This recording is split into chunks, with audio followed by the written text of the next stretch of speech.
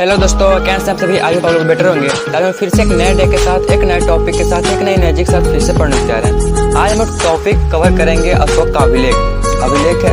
आप लोग को मैं बता दूं, तीसरा पार्ट है, ठीक है। आई मीन थर्ड पार्ट है, सेकेंड पार्ट एंड फर्स्ट दो वीडियो ऑलरेडी हो चुका है।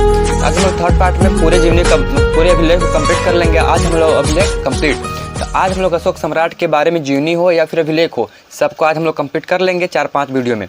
इसके बाद आगे हम लोग पढ़ेंगे दूसरे काल का, ठीक है, दूसरे वंश का बारे में पढ़ेंगे। तो आज हम चलते हैं अशोक का अभिलेख पे। अशोक का अभिलेख के पार्ट 3 वीडियो है, सेकेंड और फर्स्ट वीडियो पहले हो चुका है, ठीक है। आप लोग नहीं देखो जाकर देखो, वो भी काफ़ी इंटरेस्टिंग है, काफ़ी ज़्यादा नॉलेजेबल है। ये भी काफ़ी इंटरेस्टिंग होगा और काफ़ी ज़्यादा नॉलेजेबल होगा। चलिए देखते हैं। पिछला बार में मैं कहाँ तक छोड़ा था, मैं ये बताया था कि अशोक सम्राट जो हैं उनको अशोक नाम किस अभिलेख में लिखा गया है, किस छोटे छोटे अभिलेख में लिखा गया है, अशोक नाम से उनको रिप्रेजेंट किया गया है। वहाँ तक हम बता के छोड़ दिए थे। अगर नहीं देखे हो तो जाकर पीछे देखो, सारी चीज़ को एक वीडियो में कवर कर देना मुश्किल चीज़ है, इसलिए अलग अलग वीडियो हम लोग समझ रहे हैं।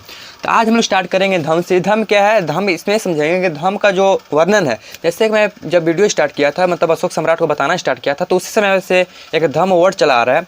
धम वर्ड कहाँ पर इसको लिखा गया है, किस अभिलेख में इसका वर्णन है, उसको समझेंगे। फिर आप लोग को पता होगा कि लुम्बिनी, ठीक है, लुम्बिनी करके एक यात्रा अशोक सम्राट यात्रा किए थे, जहाँ पे वो गए थे और कर मुक्ति सब कर दिए थे। वो सब बताया जीवनी वाला में, जीवनी जो फर्स्ट सेकंड वीडियो उसमें मैं बताया हूँ, ठीक है, कि अभी लुम्बिनी यात्रा कैसे किए थे, कहाँ गए थे, वहाँ पर क्या क्या किए थे, बहुत सारी चीज़ें उसमें, ठीक है।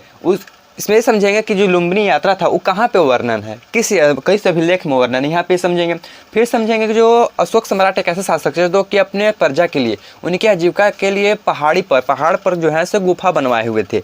उनका एक सबूत भी मिला हुआ है कि हाँ वो सच में गुफा बनवाए थे, ठीक है। तो कहाँ पे है, किस पहाड़ी पे, समझेंगे किस पहाड़ी पर नहीं होगा, किसके लिए था वो समझ रहे हैं, ठीक है। फिर क्या पढ़ेंगे कि अशोक सम्राट में आप लोग जैसे पता होगा कि पॉलिशदार, मतलब जिसमें ऐसा स्तंभ जिसमें पॉलिश किया हो, वैसा स्तंभ जो है से अशोक सम्राट के शासन काल से ही बनता आ रहा है, ठीक है। उससे पहले वैसा नहीं बनता था। अशोक सम्राट के काल से ही पॉलिश किया हुआ स्तंभ बना हो रहा है, ठीक है। उसके बाद ये पढ़ेंगे कि आज हमारे भारत में जो सबसे सारनाथ स्तंभ है, ठीक है, वो जो फेमस सारनाथ स्तंभ है, जो हमारा का राष्ट्रीय चिन्ह भी है, ठीक है, उसका इतिहास क्या है, उसके बाद हम थोड़ा सा भी पढ़ लेंगे लास्ट में। चलिए देखते हैं।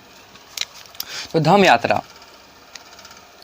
ठीक है। तो धम जो मैं बताया था कि तो धम के बारे में, ठीक है। अब धम क्या है, कैसे है, आप लोग पिछला वाला वीडियो देखो, समझ में आ जाएगा, ठीक है। अब एक चीज़ को यहाँ पे कैसे मैं बताऊँ, ठीक है।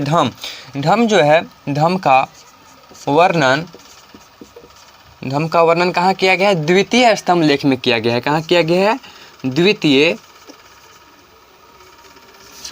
के स्पेलिंग गलत, वर्तनी गलत, द्वितीय स्तंभ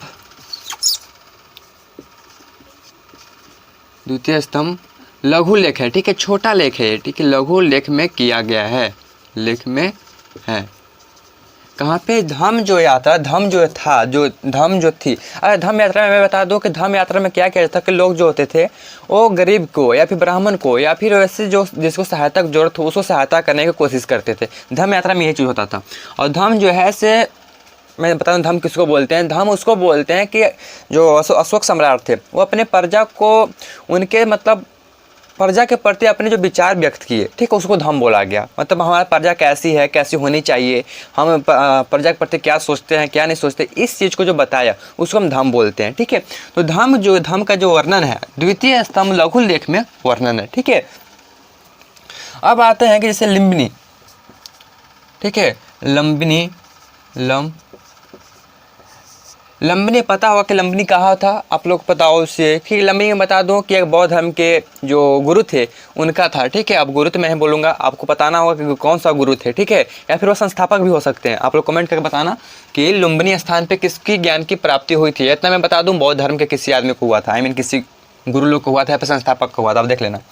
लुम्बिनी जो है, लुम्बिनी यात्रा ये किए हुए थे। लुम्बिनी यात्रा में क्या किए थे कि लुम्बिनी में जब गए थे तो लुम्बिनी जिस भी गुरु का, जिस भी संस्थापक का, मैं बोल दूंगा तो फिर आप लोग कमेंट क्या करोगे, ठीक है।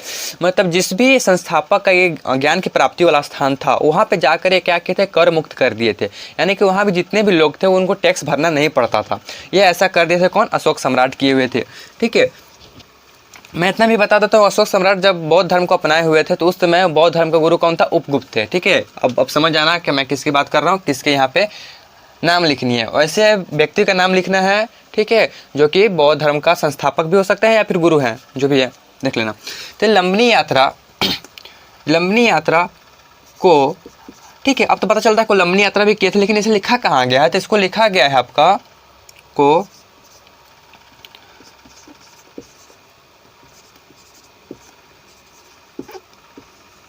लंबनीन देई, ठीक है, लंबनीन देई लघु स्तंभ, भी एक छोटा लघु स्तंभ लेख है, स्तंभ लेख, ठीक है,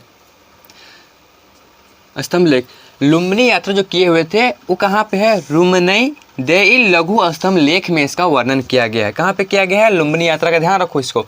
धम्म को कहाँ पे है? द्वितीय स्तंभ लघु लेख में है। लुम्बिनी यात्रा कहाँ है? रुममी नदेई लघु स्तंभ इसका वर्णन किया गया है। ठीक है, तो इस प्रकार से जैसे मैं अभी इससे पहले मैं बोला था कि जो अशोक सम्राट थे वो क्या करते थे कि अपने प्रजा के लिए, फिर ऋषि मुनि के लिए एक आजीविका के लिए गुफा बनवाते थे। ठीक है, पहले तो घर बनने को उतने प्रचलन नहीं थी, लेकिन गुफा बनवाते थे। तो पहाड़ी में क्या कहते, गुफा बनवाते थे, तो बहुत सारे लोगों को बनाए थे। लेकिन जो सबूत मिला है वो कहाँ के मिला है, कैसे मिला, समझिएगा। अशोक सम्राट, मैं अशोक ही लिखता हूँ, ठीक है, टाइम वेस्ट क्यों करना। सम्राट जनक, अशोक सम्राट, ठीक है। अशोक सम्राट, अशोक जो है, अशोक द्वारा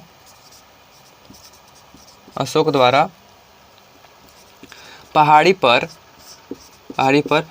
बहुत सारे गुफे बनाए गए, आजीविका के लिए गुफा बनाए गए थे पहाड़ी पर। आजीविका के लिए, किसकी आजीविका के लिए? अपने प्रजा के लिए या फिर ऋषि मुनि के लिए। आजीविका की स्पेलिंग गलत है, फिर भी समझना, ठीक है। तो अशोक द्वारा पहाड़ी पर आजीविका के लिए गुफा बनवाए गए थे,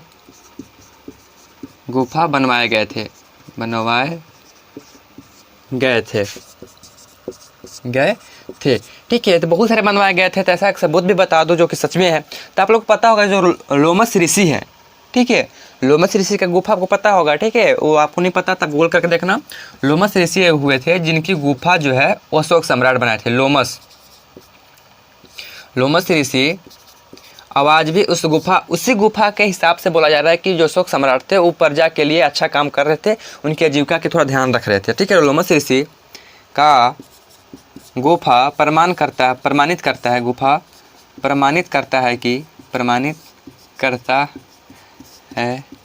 मैं प्रमाणित करता हूँ कि फलना व्यक्ति फलना चीज़ के लिए एलिजिबल है, ठीक है, छोड़। लोमस ऋषि का गुफा प्रमाणित करता है कि अशोक सम्राट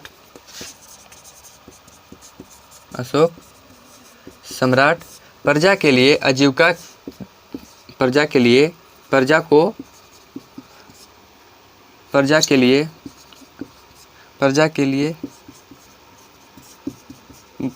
या फिर ब्राह्मण के लिए या फिर ऋषि मुनि के लिए गुफा बनवाए थे, ठीक है। इस चीज़ को बनवाए थे, ठीक है। तो कौन है? लोमस ऋषि गुफा प्रमाणित करता है, जो अभी भी मिलता है लोमस ऋषि गुफा, उसमें प्रमाणित हो जाता है। उससे इस चीज़ से प्रमाणित होता है कि जो अशोक सम्राट थे मतलब ब्राह्मण के लिए, ऋषि मुनि के लिए, फिर गरीब के लिए आजीविका तैयार करवा रहे थे, ठीक है। अब आते हैं धीरे धीरे बातें हैं कहाँ पे, हम लोग का जो फेमस राष्ट्रीय चिन्ह वहाँ पे। तो ऐसा बोला जाता है कि अशोक सम्राट के काल से ही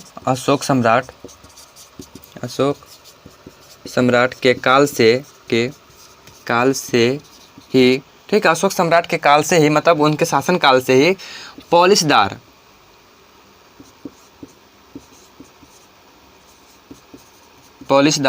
स्तंभ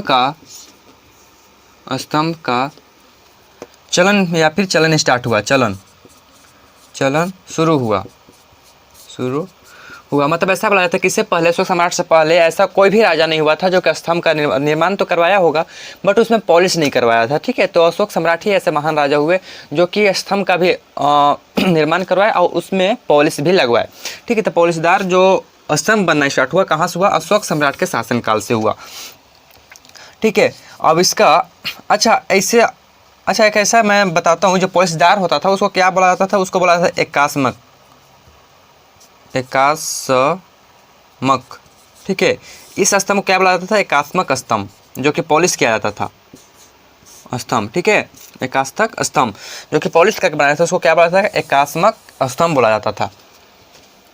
इसको मैनेज कर सकता हूँ बिकॉज आप लोग को दिख नहीं रहा होगा नीचे से। चलिए अब आगे आते हैं, थोड़ा सा आते हैं, देखते हैं जो 3 गो जानवर वाला जो हमारे जो राष्ट्रीय चिन्ह है, में ही हमारा जो सारनाथ स्तंभ है उसके क्या, थोड़ा सा उसके बारे में भी पढ़ लेते हैं। उसके बाद इस वीडियो करते हैं ख़त्म। उसके बाद आएगा अगला वंश की कहानी, तब तक आप लोग पढ़ाई करना।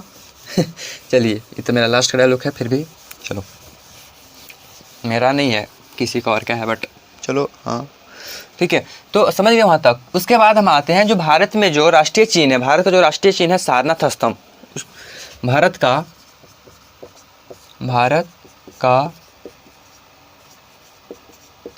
राष्ट्रीय चिन्ह सारनाथ स्तंभ, जिनके ऊपर क्या किया गया, जानवरों का, अच्छा एक जो और है एकात्मक जो स्तंभ था ना, उसके ऊपर भी जानवरों का या फिर एनिमल का क्या होता था, आकृति बनाया गया था। ठीक है, उसका एक साफ उदाहरण है आपका सारनाथ स्तंभ।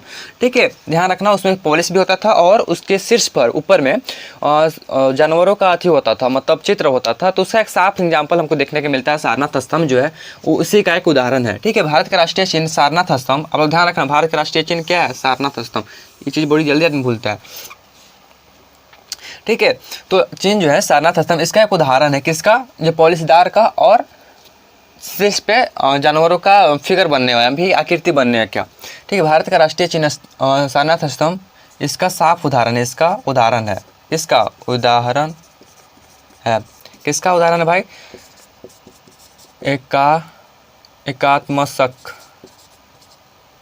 एकात्मक था ना, आमक। ठीक है, एकात्मक स्तंभ का, इसमें क्या होता था, इसमें फिर से मैं बता देता हूँ, स्तंभ। ठीक है, इसमें क्या होता था, पहला चीज़ तो पॉलिश होता था।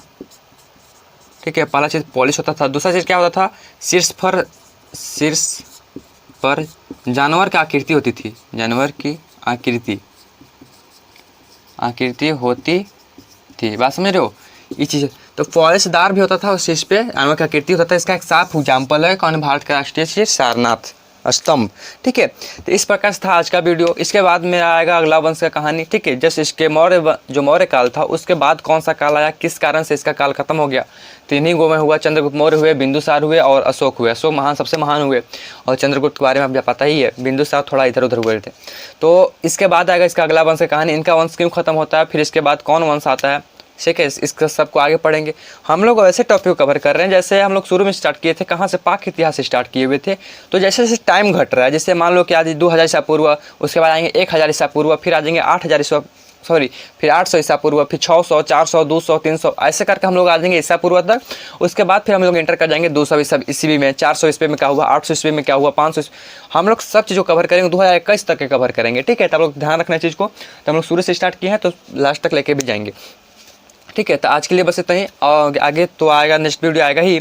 तब तक आप लोग पढ़ाई करते रहे। All the very best, thanks for watching this video.